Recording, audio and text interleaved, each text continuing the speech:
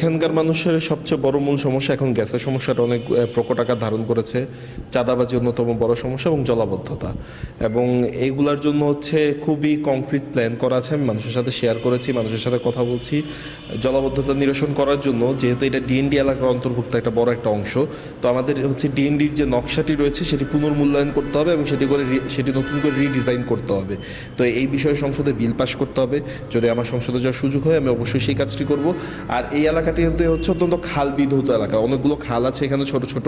সেই খালগুলোকে সংস্কার করে ড্রেনকে খাল এবং খালকে নদীর সাথে সংযুক্ত করতে হবে, তাহলে জলাবদ্ধতার সমস্যা নিরসন হবে। আর এখানে গ্যাসের সমস্যার মূল কারণ অবৈধ পেট্রোল পাম্প। এখানে হচ্ছে যতগুলো যাত্রাবাড়ী চৌরাস্তা থেকে যদি আপনি হচ্ছে একেবারে সাইনবোর্ড পর্যন্ত যান, হাতের বাম পাশে যতগুলো পেট্রোল পাম্প দেখবেন, প্রত্যেকটা পেট্রোল পাম্পের যে গ্যাসের লাইন সেটা আসলে আবাসিকের জন্য তিতাসের যে লাইন ছিল সেখান থেকে সংযুক্ত করা, এদের জন্য আলাদা কোনো গ্যাসের লাইন দেওয়া হয় নাই।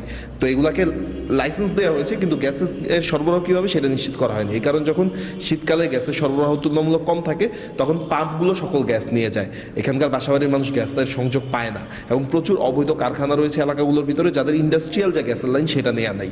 তো তিতাস যদি এটা নিশ্চিত করতে পারে, গ্যাসের সরবরাহ সমাধান নিশ্চিত হবে, এবং পাম্পগুলোর জন্য আলাদা গ্যাস লাইনের ব্যবস্থা করতে হবে, নয়তো পাম্পগুলোর লাইসেন্স বাতিল করতে হবে। কারণ এই পাম্পগুলো একই সাথে খাল দখল করেও তৈরি করা। এটা হচ্ছে গ্যাসের সমস্যার সমাধান। আর চাঁদাবাজ এবং মাদকমুক্ত সমাজ যদি তৈরি করতে চাই, আমাদের সবাইকে ঐক্যবদ্ধ হতে হবে।